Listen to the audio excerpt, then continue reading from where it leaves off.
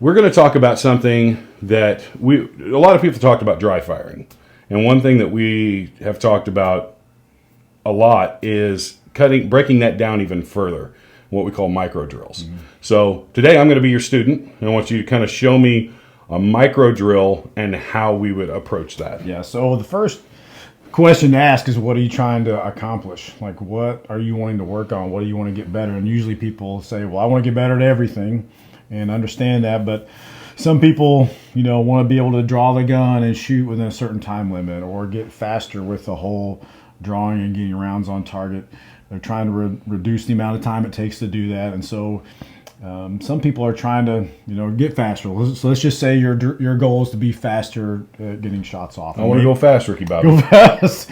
So hey, we're going to do that. So the first thing is like, well, how fast? Like, what's your goal? We need to have a standard to shoot for, and the reason we want a standard is we're going to break our goal down into little bite-sized chunks to help us get there. So for example, let's say you wanted to be able to draw from the holster and get one round off at 7 yards in 1.5 seconds. Like you think that's good enough, that's where you need to be.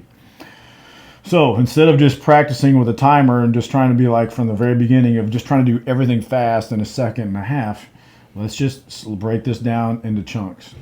And and the 1.5 is a cool number because we can break that into 3 half-second segments pretty easily. So, all right, I'm trying to get this shot off within a second and a half. So what's my first part? Well, let's see if I can, with my hand off the gun, just at your side, can you get your hand on your gun and draw it out of the holster and start to get close to where you're going to get your 2 hands on the gun within half a second? We're going to rock the timer out, and we're going to try and break this down into segments. So let's say we're going to set a par time on this bad boy for half a second. Just set this real quick. While he's doing that, I'm going to show you guys that we are safe and clear, and I'm going to drop the slide of my gun. All right, so what we're going to do on the beep, you're going to try and just get to your gun, get it out, and just get it up to like this mid-level section in front of you in about half a second. This is going to be loud indoors. It might be kind of loud. Stand by here. All right, that's half a second. All right, so let's try that again. Stand by. Whoop. All right. There we go. Try it again. Start. All right, so just wherever the second beep hits, just stop, just freeze wherever you're at. Stand by. All right, that's pretty quick. So if we can just get out of the holster in half a second, we're doing really good. If we can get farther towards the target, that's even better. But ultimately, I think for us, let's just get the gun out of the holster. All right, let's do that a couple more times. Stand by. All right, so we're sort of managing that. So let's go ahead and get your gun out of the holster. So maybe even lower down by the holster. Let's say that's as far as we can get in half a second. So now we've got 1 whole second left to get a shot off from here. So we've got a whole half a second to get the gun up just almost all the way out to extension. So let's practice going from here to pointing the gun out at the target in half a second. All right, stand by. All right, pretty much there. Do that again. All right, I think we're managing. I'm pulling it back, but I think we're managing doing that in half a second. All right, I didn't tell you we was ready. Surprise. All right, stand by. All right, and so now at full extension, go ahead and point your gun all the way at the target with your finger off the trigger, and when you hear the beep, you're going to try and get your shot off. All right, and that's probably where you got the most time. That's a long time to already be up on target and then go to the trigger and get a shot. So if we're running low behind, that's probably where we're going to make up time right there. But in half a second, we got the gun out. The next half a second, we get it towards the target. The last half a second, we're going to break the shot. So let's just go do the holster drill again. So all we're trying to do is get to the gun and get it out of the holster in half a second. Stand by. All right. One more time. As soon as you hear the second beep, stop wherever you're at. All right, pretty good. So we're managing that pretty well. So I don't know if I would even call this a micro drill or not. Micro drill might be even just putting your hand on the gun. On the beep, you just put your hand on the gun, hit the holster release. Do this a couple times, right? So this on the beep, you're just going to go to the gun and hit the release and not even pull it out of the holster. All right, stand by. And you don't even have to do this with a timer necessarily. You're just practicing over and over going to the gun and hitting the release. So that might be a better description of a micro drill. But regardless, whatever you're trying to accomplish, break it down into chunks, into 2 steps or 3 steps or 4, and time yourself on the small parts and get yourself a victory there. Like, okay, I am able to go to the gun and get it out of the holster in half a second. And you work that. You probably work that a lot. Yeah. If you want to be good. So our instructor recently say that, like, well, why would you want to be able to draw your gun and get a shot off in 1 second? Is that too fast? Or should we really train to be that fast if we're not a competition shooter? And the answer is, well, if you train to a higher standard, you're building up a surplus of skill. That, of course, in real life, you're not ever going to be as good as you are on the range. But if your standard is much higher than what you really need, in real life, you're going to have an acceptable performance based on the extra skill set that you couldn't get to or you didn't use in that situation. Yeah.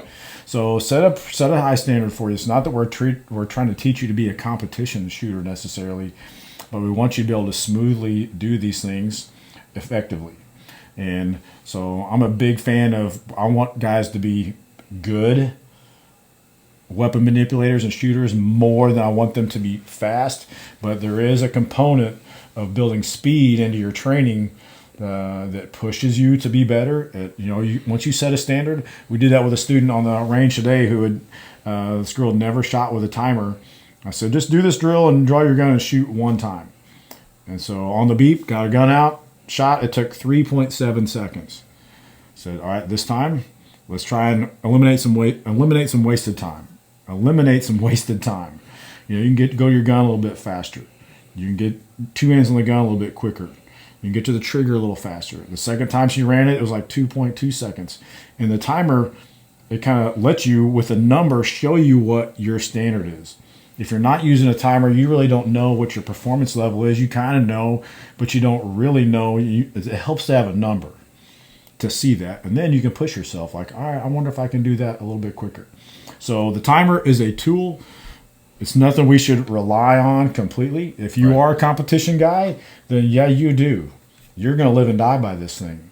But for just the self-defense world that we live in, it's a tool to help measure our performance, and it helps us push us a little bit to help us get to where we need to be. Yep. I think that eliminating the wasted and knowing where you can eliminate time, because I think that probably the most important thing is that ending point where you're actually aiming the gun at the target. And if you're doing this stuff, if you can eliminate the wasted movement in the getting to that point, that's really where these smaller breaking down micro drills actually help you. They help you with getting the gun to where you can actually have maybe that little extra couple tenths of a second to make sure that you're getting a good shot, because in a self-defense type situation. Now we're going to put 1.5 on here. So this time we're going to do the whole thing. We're going to try to have you get a click on the trigger before 1.5 seconds. All right? So here we go. Stand by for the beep. Stand by. You got way ahead. So it's kind of like, breaking that down into segments. I didn't register the stop time on your click, but it was quite a while before. Yeah, we could probably look at the video and see the click before that. Holster back up. We'll do that again. I'll probably pay attention to the time this time. Stand by. And I kind of bumbled that one. Yeah, a little bit on the draw, but it's still right at 1.5. Let's do that again. And I've got my dot. So I'm actually getting a good sight picture with my dot. Right, stand by. Standing by. That was our 1.2. So we're way ahead. Yep. And just within a few minutes of doing some drills in your basement, You're in a level like, man, I'm actually improving. My performance is getting better. And we always preach, go and practice, go and dry fire, go and practice this stuff. And it's just so evident that it works so well after a very short amount of time. So it's just the bottom line. You got to practice on your own, at your house, on your own time, dry fire, and not just pressing the trigger, but working your gear, manipulating your holster. Get a shot timer and set a par time and practice these things.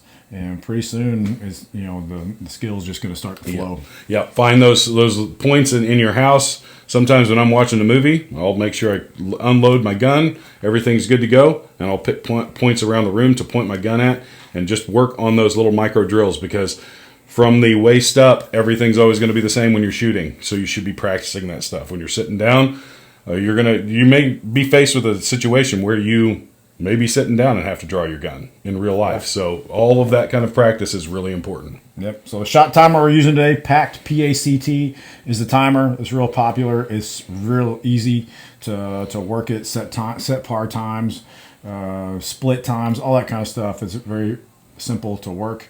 They're about $125.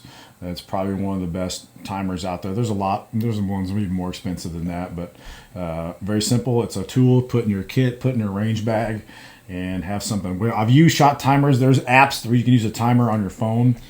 The microphone on iPhones is just weird sometimes, and it doesn't always. You would think it'd be easy to pick up gunshots, but it's weird. And so the phone shot timers are a little finicky. These you can dial right in. Even if you were having a problem, you can adjust the sensitivity of the microphone, and they're just solid. So if I was going to get a timer, skip the one on your phone, get one of these. Yep, I would agree. Well, thank you guys. I hope you guys will get out there and train. Do this stuff at home so that the next time you hit the range, you're way ahead of the game. We'll see you next time. Thanks.